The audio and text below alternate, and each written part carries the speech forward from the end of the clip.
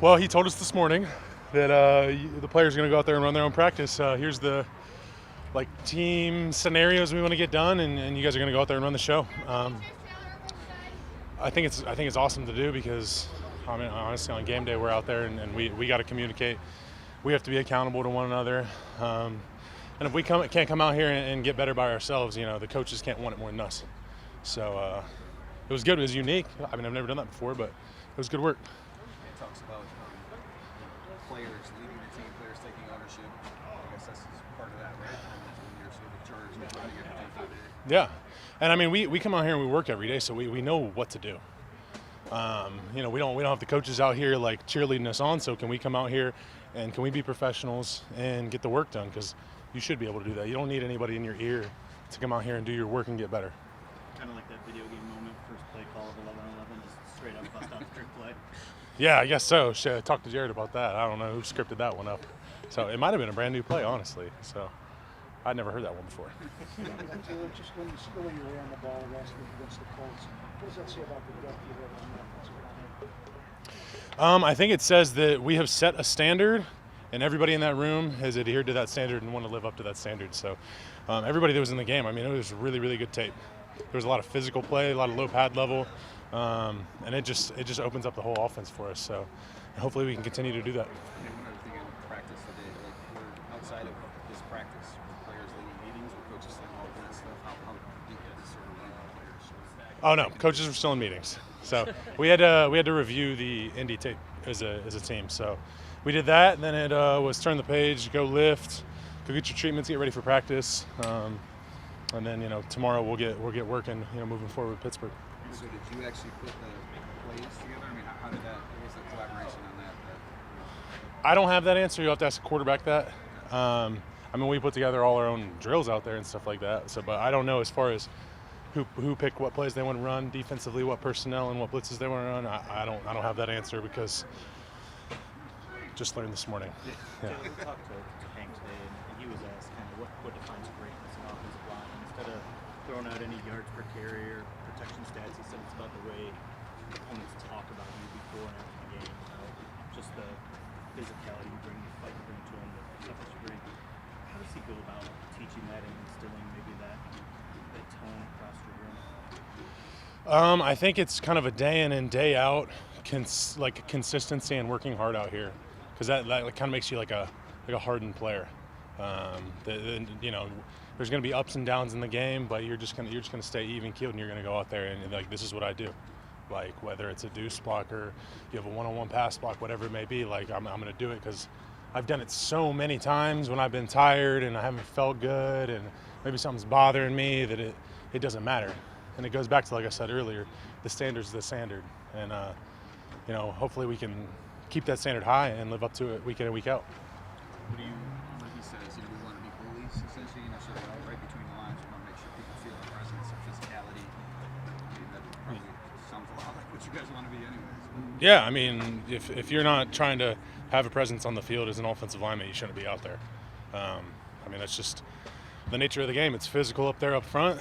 There's a bunch of big, strong, fast, great athletes. So, yeah, I mean, I've said it a million times. If you can establish the line of scrimmage on offense and defensively, set the edge and stop the run, I mean, that just opens up the whole game plan offensively and defensively. Spill over, I guess, right? Yeah. You can be tough up front. What that leads to? What does that lead to for the rest of the team? I think it just, and I've said it before,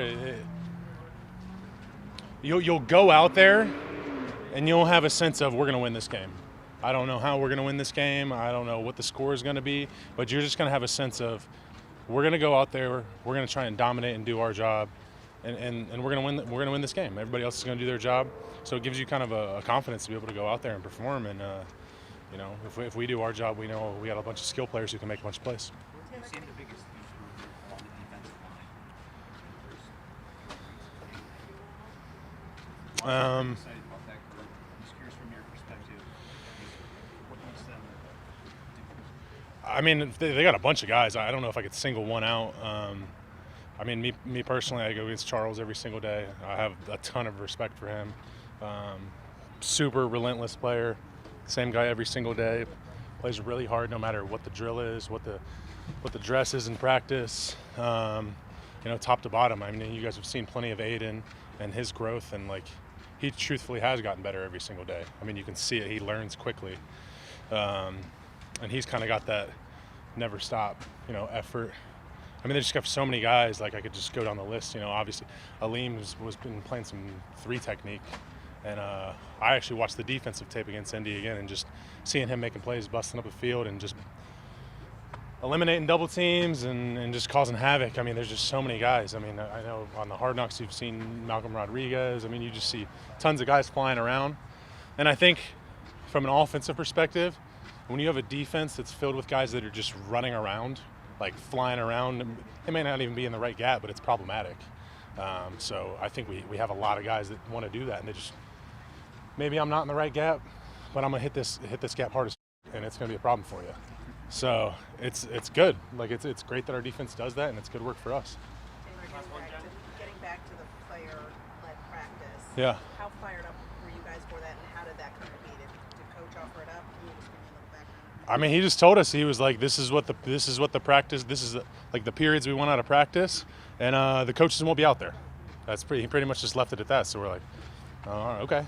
But like I said, we come out here and we work every day. It doesn't matter if the coaches are out here or not. We know what to do and how to do it, and we obviously we need coaches, but we shouldn't need them out here to be able to get good work in, because we're professionals. I don't need a cheerleader to get me to go. So it was pretty cool. I mean, I've never seen anything like it, so it was fun to get out here. Frank was mic'd up again by Hard Knocks, so he was trying to rally the troops. So it was fun. Is it more of a trust, do you think? Is that what it is, a trust, or just also that you guys even almost want to work harder to show them you know what you're doing? I think them doing that shows that there is already an established level of trust between players and coaches, and obviously players to players. They trust us to go out here and work like professionals and not be stupid. And offensive versus defensive line, we're out here in shells. Like we're not going to go cut somebody because the coaches are out. Like it's just a good trust all around. And I've said it multiple times before throughout camp, is there's just been a good atmosphere established for open communication, and I think that builds trust in one another. I feel like you got what normal work you would have got in had you been out here for a practice like this? Yeah, I mean, training camp, a couple days after a game, you come out here and you just try to get some situations in, and maybe there's certain things that you want to look at. Maybe you want to look at a couple screens or something like that, and come out here, get some good individual work, get a sweat going, get your body moving, because tomorrow's going to be a good work day for us. So we've had days like this before, just not with us running it. Did you do anything different in offensive line? Like pull out anything from college or high school that I don't do here, like a fun drill? No. I wouldn't want to hurt Hank's feelings. We didn't bring out the shoots. The shoots suck. Didn't bring those out. So thanks. Yeah, you did a good job. Yeah, it was fun today. That was fun. Yeah, we David and I really enjoyed doing that. It was we hear it all the time, and it's not as easy obviously as it looks. Conceptualizing the play and kind of spitting it out calmly and not doing it too fast is definitely an art. So give all the offensive coordinators around the league definitely a shout out. Of course, your first play call, the trick play, you had that one lined up all day. What did you think? The first play you guys saw, yeah, that was so we actually did not call it, so that was scripted from up top. So as much as the coaches were not out here, they were out here from a schematic standpoint. So it's kind of fun for them to just in the meeting room right now probably get to watch practice and see if the play that they scripted hit. So it was a good ball by Saint, and hopefully more of that to come. What's your coaching points to golf after this one? He had a clean day. I'll be honest with you, he had a clean day. Thought he threw the ball accurately. Didn't give us much lip back in the play call standpoint. Led our team down in 2 minutes. We won the drill, and that's all you can ask for as a quarterback coach /OC/backup quarterback today. You're in these backup quarterback competitions every year. Since you got in the league, you had good stat line Saturday night. What is it about, I guess, maybe the competitiveness of these final few days as you kind of get into those deciding days that get you fired up? I try not to get fired up. I know it's kind of a weird answer, but I'm just trying to, every day, what can I do today that's going to be better than yesterday? So I know we have a big practice tomorrow night. I think we're off Wednesday, big Thursday night. So just making sure I take care of business those days.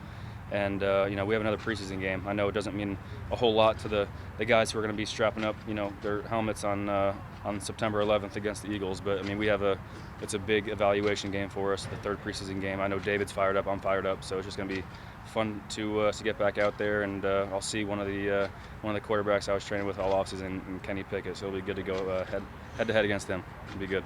So what do you think of Pickett? You've been training with him. Kenny's super talented. We have the same quarterback coach up in northern Jersey, so we've been throwing with each other now for a few months, and he's awesome, super accurate, understands football. It's been cool to see him.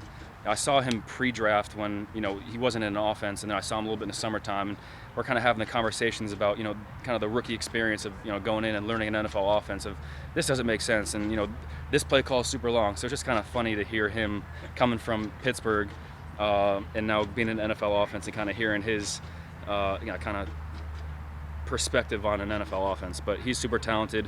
He's had a wonderful preseason. I watched all the games, and I look forward to seeing him on Sunday. 4 years ago, that's right. Say it again? What you went through 4 years ago, that rookie. Exactly, and you remember it, but your head's definitely swimming, especially OTAs, rookie year. I mean, you have no clue what's going on. You're trying to figure out the play calls, and then you're trying to see the coverage. There's so much going on, but he's been doing a hell of a job, especially in preseason, so I'm proud of him. Who's your quarterbacks coach out there? Tony Raciapi does a really good job with us, yeah.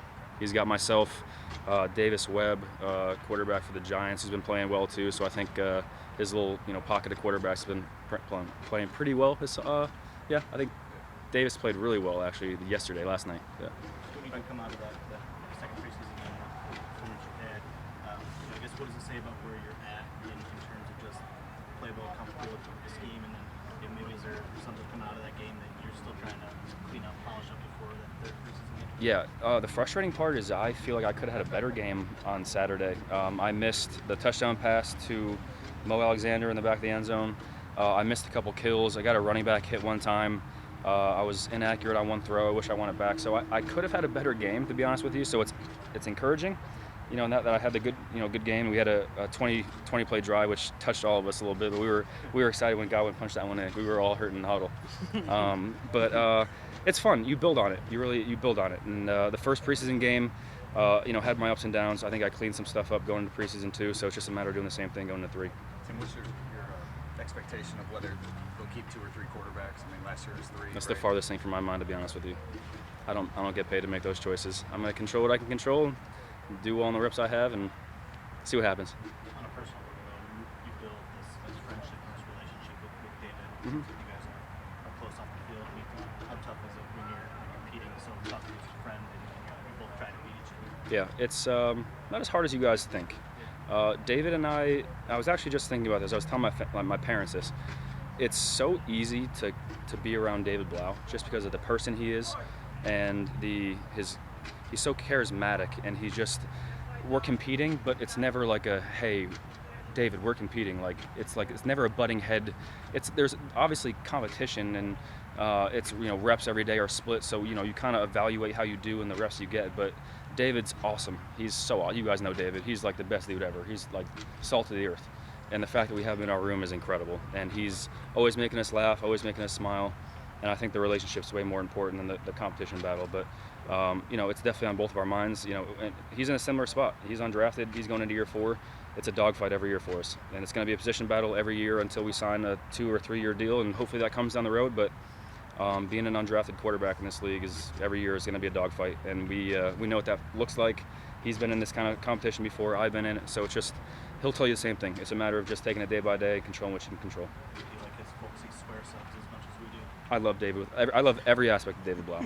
I'll tell you that 100 times over. David is probably one of the top 5 people I've ever met in my life.